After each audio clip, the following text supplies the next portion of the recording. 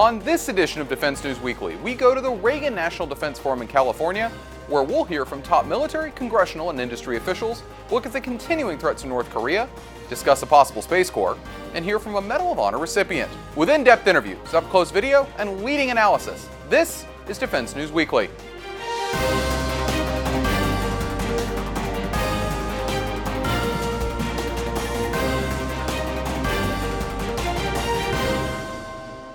Welcome to Defense News Weekly. I'm your host, Jeff Martin. Questions are circulating around the reported intercept of a Yemeni tactical ballistic missile over Saudi Arabia last month. The New York Times is reporting that a U.S.-designed Patriot missile battery missed the ballistic missile rather than destroying it like the Saudis claim. The report is based on analysis by arms control experts. Exercise Vigilant Ace has begun in South Korea. The annual event, which combines South Korean and American air forces, is unique this year in that it features both F-35 and F-22 stealth fighters. North Korea has warned that the exercises could lead to nuclear war in the Korean peninsula. U.S. officials say the exercise is critical to maintaining readiness. Boeing officials say the company will miss its self-imposed deadline to deliver the first KC-46 tanker by the end of this year. The aircraft, a converted 767 airliner, has continually been delayed and has racked up more than $1 billion in cost delays. During an interview at the Reagan National Defense Forum, Boeing Defense CEO Leanne Caret explained what's ahead for the troubled program. This has been a focus of mine since I've taken over this role. The team has been, persistent. They have a lot of grit. They're continuing to drive it in partnership.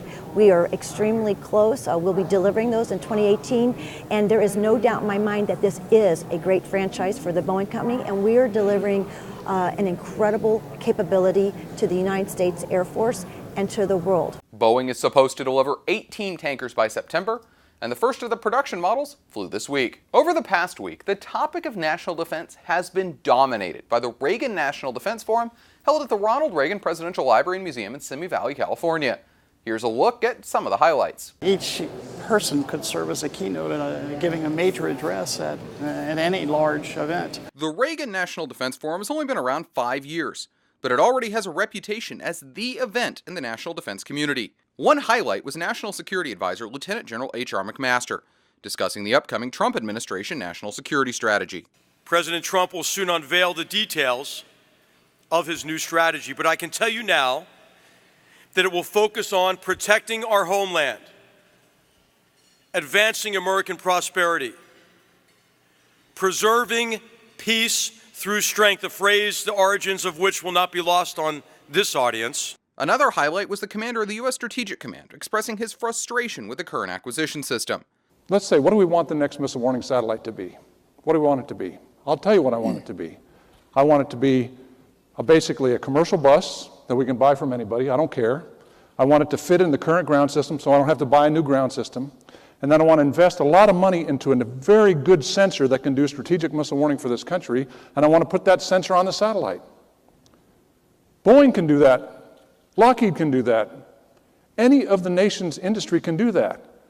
Why does our process say it takes 12 years and it'll be risky whether we can get there from here? That's ridiculous. Several other panels featured key leaders from across Congress, the Pentagon, and the defense industry. But the day was capped by former Defense Secretary Leon Panetta and CIA Director Mike Pompeo, with Pompeo insisting that President Trump's Twitter account was helping America's security. I have seen things the president has put on his Twitter account actually have a real-world impact on our capacity to understand what's going on in other places of the world. That is, our adversaries responded to those tweets in ways that were helpful to us to understand command and control issues, who's listening to what messages, how those messages are resonating around the world.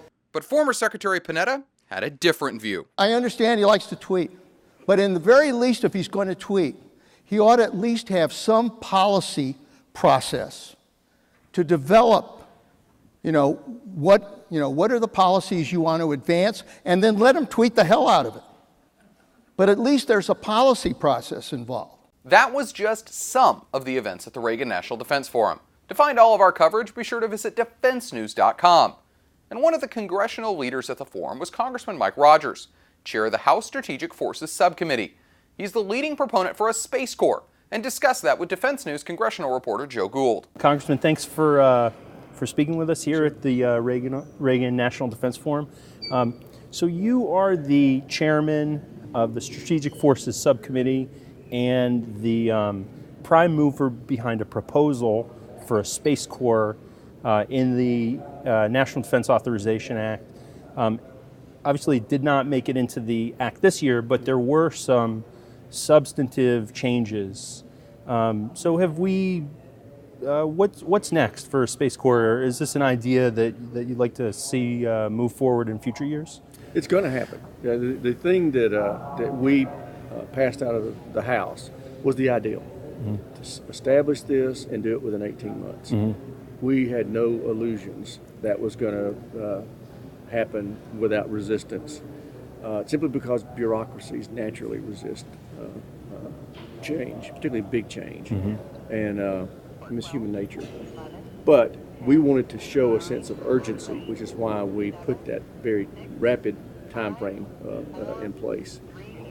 And that this dramatic restructuring was necessary to be able to actually remedy the problem that we've got right now. So I want to ask you about the problem. To the extent that you're able in an unclassified setting, can you talk about what precipitated your wanting there to be a separate Space Corps? What's the problem that you're addressing? Twofold. One is we became aware about 18 months ago that there was a problem in our national security space enterprise, and that we had vulnerabilities, and we were really focused initially on acquisition, the cumbersomeness and the lethargy in the acquisition process. But then it became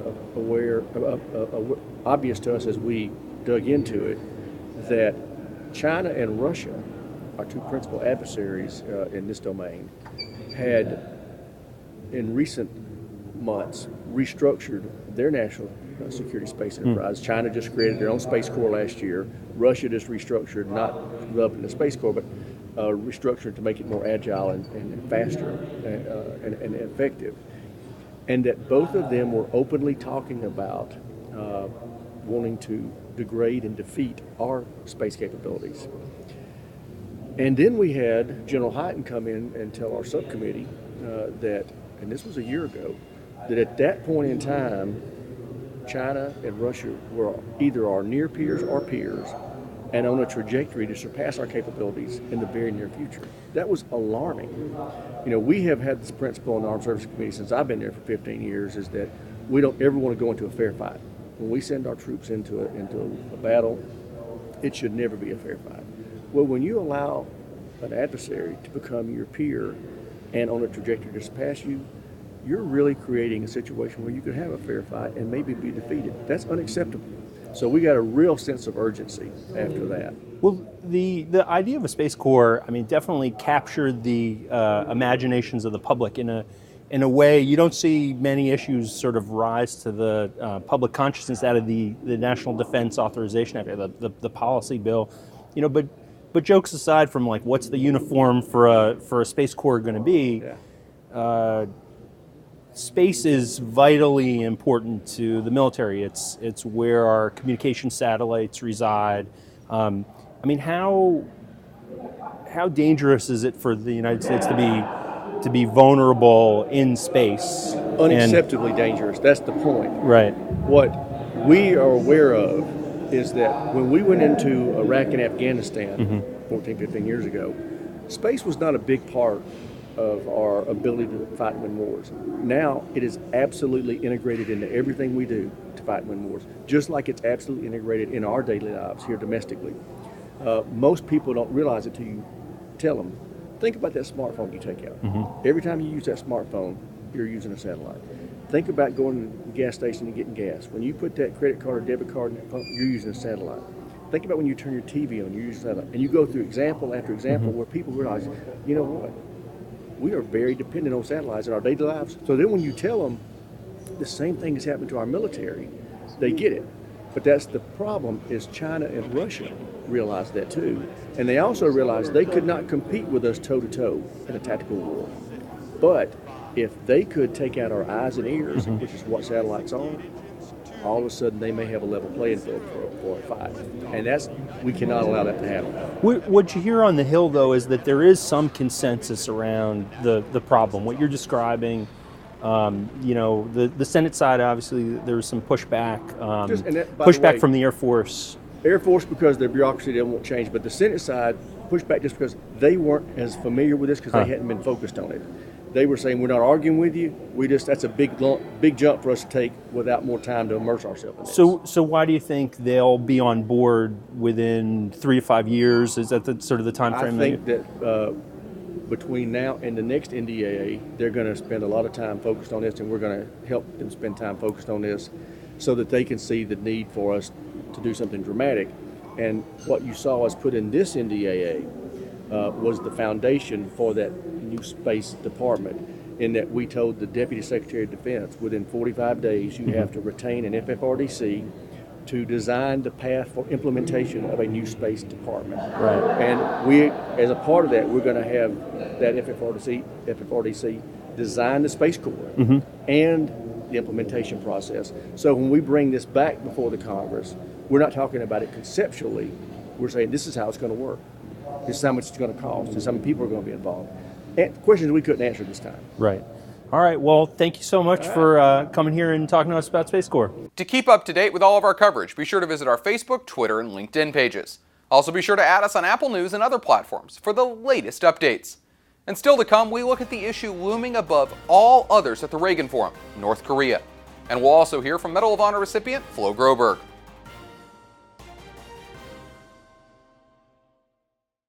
The news that Kim Jong-un's regime in North Korea has tested an intercontinental ballistic missile dominated the Reagan National Defense Forum. Here's what some of the leaders in attendance had to say. Every time he conducts a missile launch and nuclear test, he gets better. And whether it's a success or failure isn't as important as understanding that over the years, he's been learning from failures, improving, and thereby increasing his threat to all of us. Speaking in the shadow of President Reagan's Air Force One, National Security Advisor H.R. McMaster told the audience that the threat of war with North Korea is increasing every day. But it is a race because he's getting closer and closer, and there's not much time left. And as for what's next in that race, CSIS analyst Tom Caracco says the North Koreans are moving quickly, and that should worry the United States. They're not resting satisfied with one particular capability, they keep building.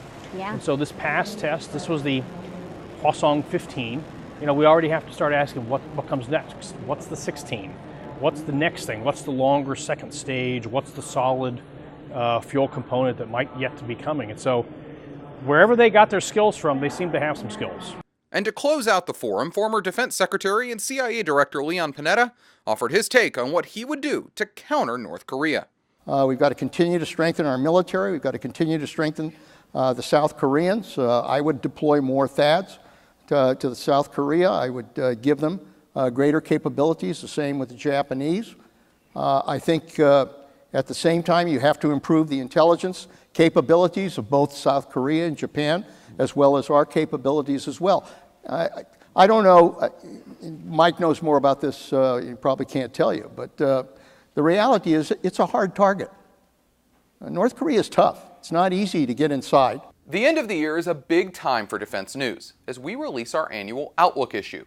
To get an idea of the effort behind the issue, I spoke to Defense News Associate Editor Aaron Mehta. Aaron, thanks for joining me today. So one of the big issues coming up for Defense News is the Outlook issue. So for those that don't know, what is Outlook and why do you guys do it?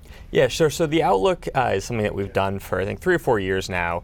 And it's one of those things that as soon as we came up with the idea, we said, didn't we do this before? People instantly reacted to it. Essentially, we're saying to leaders from around the globe and inside the U.S., give us your view and the issues you're worried about for the next year, in this case 2018. Mm-hmm. So we've reached out to folks from around the globe, leaders in the defense community, in industry, in politics, both in the US and abroad, to essentially say in 800, 900 words, in their own words, what's going to be coming up, but what are the things you're most concerned about for the next year? So what, I don't know, the issue doesn't come out until the 11th, but what kind of preview can you give?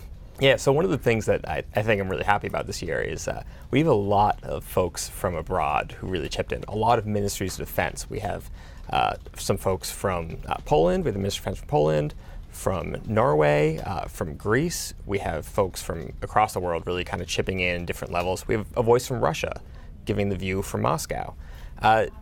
I think it says something about the interest that the international folks had this year, that they wanted to get their voices into a publication they know will reach people inside the U.S. to kind of get their messaging abroad, especially at a time when we've heard so much people aren't there at state, people aren't there at DoD in these roles that maybe would be able to communicate these roles in the past. To us, to me, this seems like a lot of people trying to get their messaging into the U.S. in as direct a way as possible. So you and I just got back from the Reagan Defense Forum. What was your big thing that you saw there that kind of made you think? Yeah, it's funny. It kind of ties into what I just said, which is that there weren't a lot of international speakers this year. In fact, there were none on any panels. It was all U.S., including a panel about allies abroad, including a panel about what does America First mean for the world. Very interesting. It is surprising. Interesting. Yeah, and a couple people, what I heard, were invited, but couldn't make it for various reasons. Others, it seemed like it was a very U.S.-centric focus, which was different from last year. Well, America first, America the Trump first. administration. So what was your big takeaway from all that you heard from panels and coverage and things like that? If there was one moment that kind of stuck out? Yeah, it's two things. The first is people are still figuring out this president, this administration, how it's going to work for national defense and how this is all going to shake out. Especially things such as his tweets were on topic. Leon Panetta and Mike Pompeo, who's the CIA director, had an interesting conversation about what that means. As you'd expect, they had slightly different views on that. Leon Panetta being, of course, the former Secretary of Defense. The other big thing is that the budget remains an issue. Once more, we heard from all sorts of military officials saying this budget is affecting readiness, and if we have to go fight, we will win that fight, but fewer people will be coming home than they should because they are not prepared, the technology is old, the training hasn't been there. Mm-hmm. Obviously, there's a lot of budget uncertainty. So we're, 2.5 months in without a budget right now? Exactly, and if you talk to Republican officials who are there, they say there's going to be a short-term CR, and then we're going to get a budget deal for probably about 2 years. It's going to solve things and make it work. You talk to Democratic officials, and they say there's no deal to be had. We've been trying to make a deal for the last 6 months. It hasn't happened. Why is it going to happen with 2 more weeks to negotiate? So there's a lot of concern about that. And the one thing that everyone kept asking each other on the silence in this was, so what's going to happen with the budget? The answer doesn't seem like anybody really knows. That's scary. It's not a great thing if you're sitting in the military right now, yeah. And another thing that we saw at Reagan a lot of was the candidness of officials, and that kind of speaks to the forum. Did you feel like officials were especially candid this year than they normally aren't, or? Yeah, it's something about getting people out of D.C. I sometimes think the inside the beltway phrasing is a little overplayed, but in this case, it's absolutely true. You got people out to California. You had them sit and really kind of just hang out. There's a great reception the night before. People had drinks, were chatty and honest with each other. It's a different atmosphere, and I think that's maybe the strength of the Reagan Forum overall, is it gets people out, it gets them talking, and maybe some of these candid conversations that can't happen in Washington start to happen. All right, and finally for you, you did a lot of, you and our Joe Gould and our other reporters, that we did a lot of writing, a lot of working at Reagan. Where can we go to find all that? Defense Sure, News? so if you go to defensenews.com, there's going to be a little box, it's the Reagan Forum. You'll be able to catch all of our stories there. We've got some great videos that you guys did as well. Mm-hmm. And overall, I think we really had a great year this time. All right, Aaron, thanks for joining us. We appreciate it. Jeff, thank you. When we come back, we'll take a tour of the Reagan Presidential Library and Museum and hear from Medal of Honor recipient Flo Groberg. On this week's Money Minute, personal finance expert Jeanette Mack offers her tips on starting a business as a retiree. For many military retirees, starting a business may be a natural next step, something your military skills lend themselves to easily. According to the Small Business Administration here in D.C., vets are 45% more likely to be self-employed than civilians. But how then do you retire from your business? You might be asking yourself, what's my next step now? If you're like some business owners, you could keep it in the family. A solid career path is a great gift to a family member. As an owner, you know your business in and out, and whomever takes your place should too. But it won't happen overnight. Introduce your successor to your community and stakeholders well before you retire. Get them up to speed on your vision and day-to-day operations. Keep things like estate and gift taxes in mind if you choose to go this route. Remember to keep your bank or credit union in the loop as you transition your business. They'll be a great resource for help with financing and guidance. Small businesses impact families, communities, and local economies. And with a solid transition plan, you'll leave a positive mark long after you retire. Thanks, Jeanette. We'll see you next week. To get more coverage of defense news, be sure to visit our website at defensenews.com and subscribe to our Early Bird Brief, delivered to your inbox every weekday morning to get you ready to start the day. And when we come back, we'll hear from Medal of Honor recipient Flo Groberg on his new book.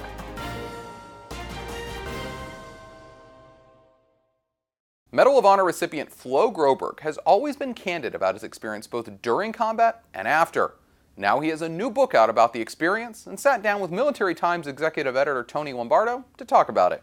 I wrote this book with the support of Tom Saleo as well as my fiance Carson Zarin, really to tell the story about a kid that came from France and really got the opportunity to make something of himself in this country. But really the most important piece of the story is to really highlight the men and women that I served with during my first tour, my second tour, and of course the 4 heroes who never came home from the infamous day of August 8, 2012. Obviously, your book talks a lot about that day, but there's a lot more to your story. Can you talk a little bit about that and how you found yourself in the U.S. military? Yeah, I mean, I was born in France, and my adoptive father came in when I was about 3 years old in my life. I never met my biological father, so didn't know who he was or anything about him. Didn't matter. I was lucky. My entire life I've been blessed. I've been given opportunities to succeed. Through and through, and it started as a child. But really what prompted me in terms of joining the military was my experiences here, my experiences in this country, but as well as what has happened to my personal life in regards to my family and my mother's family. As you mentioned earlier, my mom is French Algerian, and so I had a lot of my family in Algeria. And my uncle, Abdou, was a preacher of the Muslim faith, an imam in Algeria. And when the GIA, terrorist organization, came in late 80s, early 1990s to take over and bring radical Islam to the country, he put his Quran down and he put on the military uniform and he went to fight these people. And on February 6, 1996, he was shot, killed, beheaded, dismembered, put in a box and sent back to my grandfather as a warning. So that was the first real experience in my life with evil, and that really already had started to change my mindset and rewired me in terms of as an individual with a path towards the military. And then 9/11 was the catalyst. I was just newly naturalized into this country as an American citizen in February 2001. I'm a freshman in college, and here we go. One of the worst attacks ever, and specifically in our country, happened. And so I knew at that point that I had a responsibility to put on the uniform and earn the right to call myself an American and serve this country. So obviously your book, 8 Seconds of Courage, is available now. For folks out there who haven't seen it or are interested in picking up the book, what do you hope that they get out of it? I think it's a through and through story about overcoming adversity, taking advantage of opportunities, serving your nation, and really talks about the folks, the men and women who put on the uniform and go out there and serve our nation.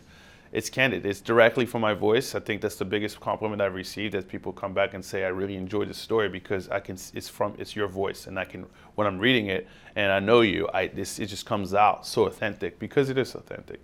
There's some humor in there. It's a little salty too. It's salt. I mean, you're gonna find a little bit of everything. You're gonna be sad. You're gonna laugh. You're gonna just kind of think I'm crazy or weird, and then you're gonna get a really true picture of what a deployment looks like, and the things that happen. It's not, it's not Rambo, right, style. It's being shot at when you're going out there taking a leak, outside. It's some interesting things that are happening every single day over there, overseas, in Iraq, Afghanistan, and Africa, that, we put on paper. But really the most important piece is that you get to read about, what I call true American heroes, the men that didn't come home. It talks about the reality of losing close people. It also talks about the reality of suffering, and physically and emotionally, and overcoming those incredible, difficult hurdles of life, and really appreciating the opportunities that are put in front of us. And lastly, it's about finding a positive in a negative situation. That was very difficult for me to do for a long time, but I realized that's how I get through those tough times. And this book just represents my life in regards to as a kid that came from nowhere in France to this country and had the opportunity to make something of himself, and I hope to continue doing so in the rest of my life. The Ronald Reagan Presidential Library and Museum in Simi Valley, California is dedicated to the preservation and promotion of the legacy of our 40th president. Here's a brief look at the library and museum, inside and out.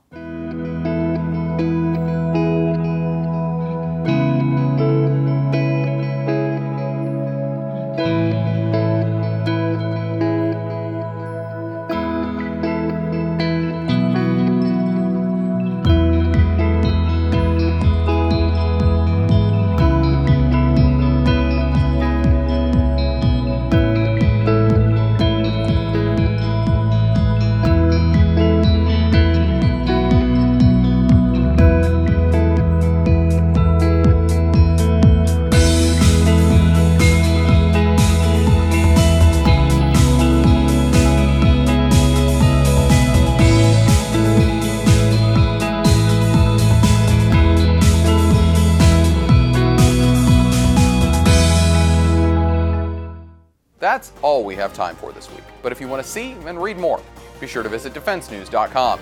Thanks for joining us, and we'll see you next week.